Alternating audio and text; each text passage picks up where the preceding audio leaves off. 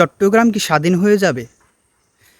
মানে গতকালকে চট্টগ্রামের পুলিশ, সেনাবাহিনী এদের ক্যাম্পে হামলা, বুলডোজার দিয়ে ভাঙচুর, রাস্তাঘাট কাইট্টে সরাইয়া লাইছে।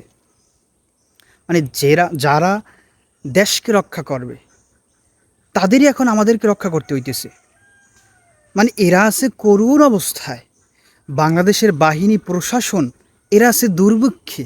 এদের মতো করুণ অবস্থায় কেউ নাই। মানে এরা জনগণের নিরাপত্তা কী দিবে? এদেরই এখন আমাদের নিরাপত্তা দেওয়া লাগতে পারে, মানে লাগতে পারে কি, দেওয়া লাগবে, এমন একটা অবস্থা। এই যে খুলনায় দেখলাম র্যাব গেছে যে আসামি ধরতে, এখন র্যাবেরই বাইন্ধে রাখছে। এই র্যাবের সারাইতে গেছে এবার পুলিশ। মানে এমন দুর্ভিক্ষ আসছে, র্যাবের উদ্ধার করতে গেছে পুলিশ। মানে কেমন দুর্ভিক্ষ চলতেছে, এই হইলে বাংলাদেশের অবস্থা।